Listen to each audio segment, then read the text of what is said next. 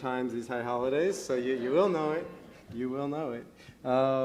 So welcome to everybody. A special welcome to one of my favorite human beings on planet Earth, Professor Marv Wilson, one of the most righteous people I know, and he's with us every Erev Rosh Hashanah with his students, so welcome to all of you. It's an honor to have you here. Welcome to everybody online again. Hi, Bubby, and my mom and my brother. So at least there's 3 people watching. Maybe my wife tuned in, probably not. So we're going to begin. We're going to begin with an actual set of transcripts that took place between a United States Navy vessel and Canadian authorities. It happened off the coast of Newfoundland a few years ago. The United States ship said to the Canadian authorities, please divert your course 0.5 degrees to the south to avoid collision. Okay. The United States ship said, the Canadian said in reply, we recommend you divert your course 15 degrees to the south to avoid collision. The U.S. ship responded, this is a captain of the United States Navy. I say again, divert your course. Canadians replied, I don't think so. I say again, you divert your course. The United States ship, this is the aircraft carrier USS Coral Sea. We're a large warship of the United States of America's Navy. Divert your course now. To which the Canadians replied, this is a lighthouse. Your call. This is true, right? Who needs reality TV? You can't make this stuff up. Interesting things out there on the internet and in life. And it just keeps getting more interesting all the time. There's a Chinese curse, I'm sure many of you have heard it, but I didn't know it's a 3-part curse. It goes like this. May you come to the attention of powerful people, a sermon unto itself. May you find what you are looking for, another sermon. And may you live in interesting times. And that's this sermon, because we are living in interesting times, incredibly interesting times. There are so many things we could talk about since the last time we gathered together. Well, many of us have been coming back and forth, but since many of us have gathered together last Yom Kippur and Rosh Hashanah, right? What has happened in the past year? I can only name a handful of the highlights. My favorite, let's move from the absurd to the profound. The absurd. May 11th, 2011. You must have heard about this because if you drove into Boston, you saw a big billboard on your left-hand side. Remember? Harold Camping and his, what was it called? Family Life Radio Ministries or whatever it was, predicted that the end of the world was nigh. You always have to say nigh when you talk about the apocalypse. The end of the world was here, right? And there was fear and there was panic and there was terror. And then May 12th came along and we were fine. But nonetheless, an interesting moment in this past year. What else happened this year? We waited with bated breath for President Obama to release his long-form birth certificate. I know that many of you were worried about that. The royal wedding took place this year, right? That's newsworthy, yeah. Get some votes for that one. The Holy Bruins won the Stanley Cup, right? That was life-changing, life-altering it was to me. It wasn't. I didn't watch one game. The Chilean miners were rescued. We're getting more profound. That was profound. That was a beautiful, holy, wonderful thing. We had, what else? We had the attempted murder of Gabby Giffords and her miraculous survival and recovery. I mean, truly profound. We had the earthquake in the tsunami in Tokyo, devastating. Tornadoes in this country in the south and parts of Massachusetts. Osama bin Laden was killed. We had the Arab Spring, the upheaval in many Middle Eastern countries. Recently, the Palestinians tried to petition the UN. Thankfully, so far, they have to go through the proper peace process, and that's to be determined. I mean, it just keeps getting more and more interesting. There's no shortage of things to talk about, to deal with, particularly if you're a Jew. Because if you're a Jew, you have to be somewhat ignited. I wouldn't say excited. I don't think that's the right response, but passionate. Our job is right in front of us, to go out into the world and do what? Tikkun olam, to fix the world. It's like mother's milk to a Jew. This is the stuff we're raised on because we're a worldly religion, and we are a worldly religion. Not all religions are, right? A teacher of mine, I believe it was Dennis Prager, said, you can gauge a religion's worldliness by how many hospitals they build. I mean, think about it. How many Janus hospitals are there? You know any Zoroastrian hospitals? What about Scientology hospitals? Tom Cruise built any hospitals lately? What about Kabbalah Center hospitals? Madonna, she built any hospitals? No, but Protestants build hospitals, and Catholics build hospitals, and Jews build hospitals, because that's what we are, a worldly religion, involved, engaged in the world, not reclusive and unto ourselves. Again, nothing against Jainists or Zoroastrians, right? Some of my best friends are Zoroastrians, but I know I'm going to hear about it on the internet, because I always do. It's not pejorative, it's true, it's descriptive. Not every religion is the same, and we don't all approach the world the same, but many of us, particularly Jews, are of the world. We're part of the world. We're committed to the world. I mean, look, I don't have to tell you, there's no shortage of Jewish doctors and social workers and teachers. The list goes on, disproportionately represented in the world we live. And it's important to go out into the world and to do tikkun olam and to tend to the world. But that's not what tonight is about. And that's not what tomorrow, or the day after tomorrow, or the next 10 days culminating with Yom Kippur. Sometimes it's easier to fix the world than to deal with what's right at home. You know, one of the most problematic sayings in the Torah, and I hear people use it all the time, ahavta l'recha kamocha, love your fellow as yourself. That is about as meaningful as Miss America standing there, and what does she always want? World peace, right? Is there still Miss America? I don't even know, but I imagine she still wants world peace. Who doesn't want world peace, right? It's meaningless. Everybody wants world peace. Maybe not everybody, but certainly all of those among us want world peace. But world peace, that's not where we begin as Jews, right? We don't begin by fixing the world, and we don't begin by fixing the country or the community or our family or our children or our parents or loved ones. We begin by fixing ourselves. The truth of the matter is this. I have not sat with one single person in this room, one single person in the congregation, one single person, period, over the past year because of the world cirrus, because of President Obama's lack of a long-form birth certificate, because of, you name the tragedy. Not one person has come to me seeking personal guidance. It hurts at a global level, but I don't know too many people who are carrying it around in their day-to-day lives. It's certainly not responsible for our day-to-day tsuris, our suffering. And equally, not one person, I don't believe, has been transformed because of Kate and Willie's wedding. Okay, great, it was interesting, we followed it, but come on, did your life change the next day or after the honeymoon or when the festivities wore off? And even the Holy Bruins, the next day, life went on as usual. Maybe not the next day, there was a parade, I remember. The day after that, or the day after that, it didn't ultimately change the trajectory of your life, I imagine. I mean, if you're on the team, maybe it did. But the rest of us, it's not what impacts us day in and day out. It's not what winds you up on the therapist's couch or the rabbi's couch or in need of talking to somebody. What does? Community tensions and strains and challenges, that affects our life. What else does? Friendships that go neglected and betrayals, that's the stuff that hurts and we need to deal with. Families, strained relationships, abusive relationships, abandonment, all kinds of tension. This is the stuff that affects us in our daily lives. The world is important. It has its place, right? But not tonight. Tonight and tomorrow and the day after tomorrow and these Yamim Noraim, these high holy days, are like the moments on the airplanes. When you get on the airplane, and they always say, in case of emergency and the air mask drop, right, put yours on first and then help the person next to you. That's what we're doing here over the next few days. We're putting on our oxygen mask. Because one of the greatest gifts of the Jewish people is we're out busy fixing the world. But one of the challenges of the Jewish people is we're out busily fixing the world. And we're fixing the world as our own homes are falling apart. Earl Nightingale, a teacher of mine, once told a little story about a dad and his little boy. They were reading the newspaper. He was reading the newspaper on Sunday morning in the family room. At least he was trying to read the newspaper because his little boy kept bothering him, wanted to play with him, and Dad just wanted to read the newspaper. So he had an idea. He found a picture in the newspaper. It was a picture of a world, of a globe, and he tore it up and he put it on the floor and said, "Son, put this together," thinking it was going to take a long time. The little boy came back in record timing and said, "Here," showed him the picture of the globe. And the father said, "How did you do that?" And he flipped it around, and on the back of the globe was a picture of a man.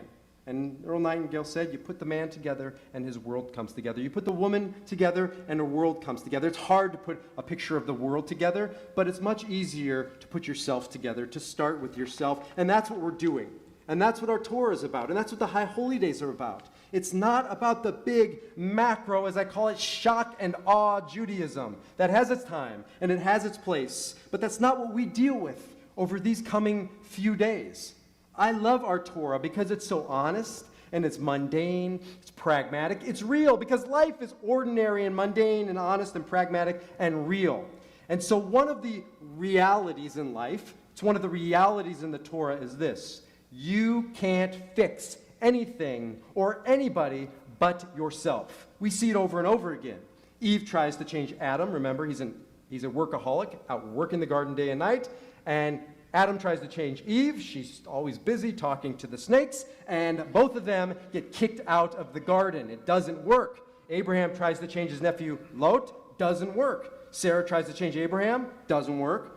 Rebecca tries to change Jacob, doesn't work. Joseph tries to change his brothers, it doesn't work. Moshe tries to change the Israelites, it doesn't work. God tries to change Pharaoh, doesn't work. God tries to change the Israelites, doesn't work. God tries to change even Moses, it doesn't work. God can't change us. Nobody can change us. We can only change ourselves. At least from a Jewish perspective, it's the only way change has ever happened or will ever happen in our lives. The problem is that if you try and change another person, great damage is done. What happens when Rebecca tries to change her son Jacob by dressing him up as his brother Esav? She destroys the family. He's pretending to be somebody he's not. He's Jacob the liar. And in the end, she ultimately pushes him away. And Jacob runs away from home, fleeing because his mother is trying to change him into somebody or something he is not. How many of us, all of us, are guilty of this to some degree at moments in our lives? If you have a child, you're guilty of it. I know I certainly am. Trying to push our child in a direction that maybe isn't organically his or hers to go. Right? Trying to get them to be more musical when they're more sports-oriented, or sports-oriented when they're more musical, or arts-oriented. Not every child is graduate school material. I know that's hard to hear. I know it's hard to hear from my constituents, but it's true. And we do great damage when we push our kids to go to law school, when they really want a technical school training, or to go off on a military track. Every child has his way, according to Mishlei. Chanoch lena'a al pi darko. Educate your child according to his way or her way, not your way. It doesn't mean you leave them unattended. Every child is a spark, and it needs to be nurtured and developed and can't be left to their own resources. Anybody who has a child knows that. But it's also up to us to provide a context and then back off and then back out. But it's not just about parents to children. This happens all the time. It happens between siblings. What happened to Joseph and his brothers? He tried to lord it over to him that he was the Lord, the leader of the family, and ultimately he would be. But you can't tell somebody you're the leader. All you can do is lead. And when you tell somebody you're the leader and you haven't earned it, what happens? They throw you off into a pit. They sell you down to slavery. Ultimately, they leave you for dead. That's what happened to Joseph. And that's what happens to us in our lives. Probably not literal, hopefully, but if you try and change somebody hard enough, they will eventually push you away, right? If you haven't pushed them out the door, you will break the bond. You will wind them up on a couch, or you will wind up on a couch talking to a therapist about how you're not seen, how you're not recognized, how you're not allowed to have your darko, your path in life. Because people don't fundamentally change. And if they do, it doesn't come from the outside in, it only comes from the inside out. And the true danger of trying to change another person is what happens to Moshe Rabbeinu. What happens to Moses? He spends the entirety of his career yelling at the Israelites. That's basically his bio. Yelling at the Israelites to get them to turn left, yelling at the Israelites to get them to turn right, and when he says right, they go left, and when he says left, they go right. They don't listen. And what happens to Moses? In the process, Moses loses his way, literally. He becomes so lost in his anger that that's what gets him kept out of the land of Israel, because he has lost his way. The anger has overtaken him. He's become subservient to it. And that's the greatest danger of all. If we continue to push people, we continue to become more and more frustrated as they don't change. Now, all of us are guilty of this. I know I am. About 3-4 months ago, my kids are downstairs yelling. I'm sure your kids don't yell at each other, but my kids do. 3 of the 4 yell. And they're yelling at each other. And I come down once. I come down twice. I come down for the 25th time. And what am I doing? Stop yelling! I'm yelling at the top of my lungs. And my daughter Maya, who's like the wisest of all of us, says, Abba, you realize you're yelling at us to stop yelling. I'm just saying, right? And she was right. And I thought about the words of Mahatma Gandhi in that moment. We must be the change we wish to see in the world. It's the only way change has ever taken place. In fact, this comes from a beautiful story told or retold by Al Gore. It goes like this. Gandhi was once approached by a woman who was deeply concerned about her son. He was eating sugar, so much sugar that his teeth were rotting and his health was ill. He was ill. And so she went to Gandhi because this little boy respected Gandhi. And she left her son at home, and she went to him and said, Gandhi, your holiness, my son respects you. Will you tell him to stop eating sugar? And he says, okay, but come back in 2 weeks. Fine. She makes the schlep home. She comes back, and she says, can you tell my son? And he tells her son, and it works, and he's going to stop eating sugar. But she says, your holiness, I just have one question. Why did I have to wait 2 weeks and make the schlep back and forth? And he said, because I needed 2 weeks myself to stop eating sugar. Right? That is a wise man. He wasn't about to tell this child something that he himself was not prepared to do. Be the change you want to be in the world. It's the only way change has ever taken place. And we say this in our tradition. We just said it with Cantor Alana. V'shinantam levanecha v'dibarta bam. You shall teach your children and you shall speak to them, because teaching and speaking sometimes are not the same thing. Hopefully they are, but not necessarily so. Right? It was Ralph Waldo Emerson who said, who you are, what you are, speaks so loudly, I can't hear what you're saying. Right? It's all talk, but it's not action. From a Jewish perspective, we have to show our children who we are and what we want by our actions. In that same paragraph, right? When you rise up, when you lie down, when you walk upon the way, that's when your children will see. And that's when they will learn. And that's the lesson they will follow, not the words you speak. You simply have to be the change in the world you want to be. It's the only way change has ever taken place. A while back, I was counseling a woman who was at her rope's end with her husband, who wasn't listening. I know this is shocking. He wasn't listening. He wasn't responding to her. He wasn't opening his heart. And in the process, we discovered, primarily, if not exclusively, because she had shut her heart off to him. It's the 99% rule, right? She was giving 99% because she didn't want to be hurt and give 100%, and he was giving 98% because he didn't want to be hurt and give 100%, and 97, 96, they were down to around 50%, and that's an F. That's a failure, and that can't last. And so she decided she's going to open her heart, and it worked. Be the change you want to be in the world. It's the only way change will ever take place.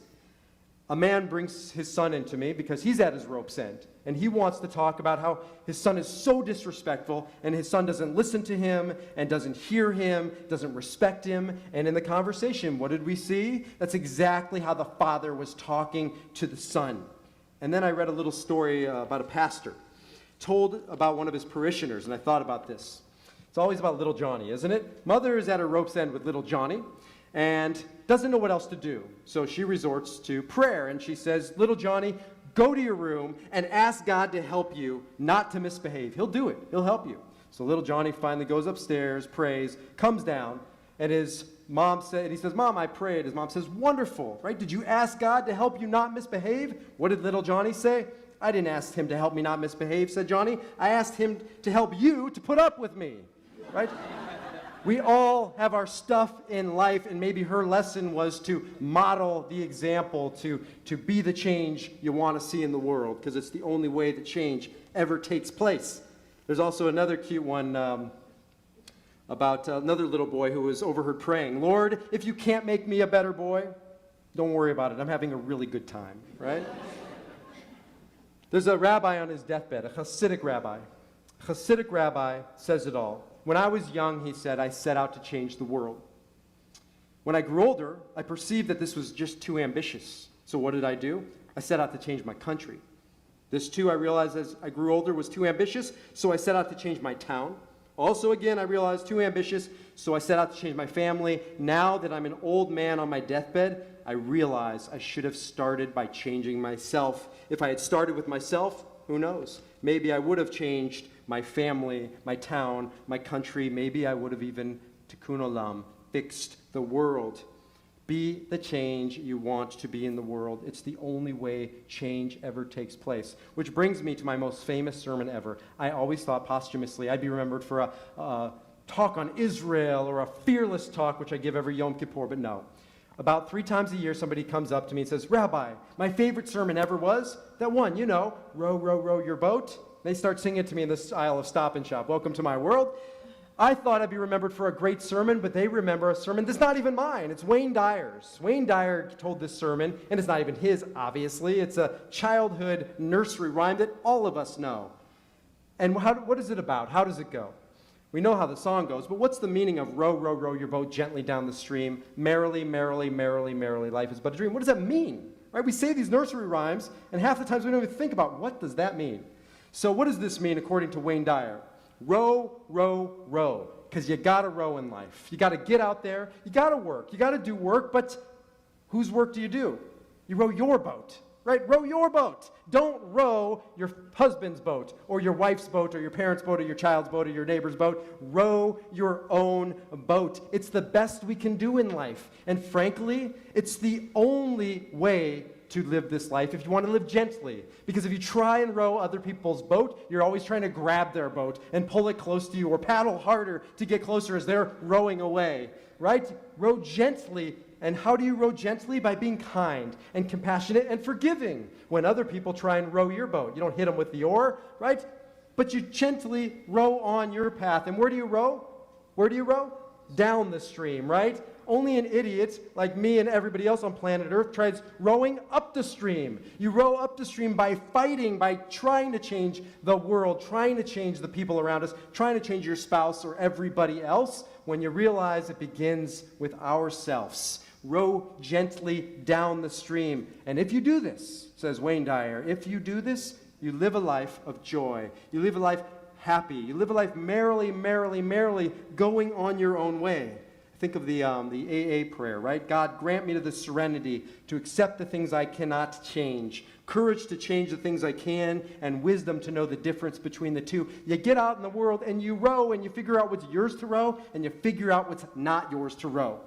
And then you row merrily, merrily, merrily. Why? Because life is but a dream. It's not real. If it's real, it's 120 years real, which is a blip on the radar of time. Right? Imagine what would happen if every single person would show up in this world and row their own boat. And every generation would row its own boat gently and merrily, not up the stream, but down the stream. The Mashiach, the Messiah, would come because there would be nothing else to do if we would stop trying to row the world's boat and just start rowing our own boat. And we would realize that life is but a dream, and it is possible, and it is possible to be happy and flow, not up but down that stream. And so that's what we're here to do tonight and tomorrow and the day after tomorrow, to look at how we've been trying to row other people's boats and to start rowing our own. Now, you didn't think I was going to let you off the hook without at least singing a round or two. Row, row, row your boat gently down the stream. Merrily, merrily, merrily, merrily, life is but a dream. One more time because I can. Row, row, row your boat gently down the stream. Merrily, merrily, merrily, merrily, life is but a dream. And why did I do that? Because you won't remember anything from this talk except that song, and that song is all you need to know. Shana Tova. And with that, we're going to finish up our services, continuing to row our boats by davening on page 58.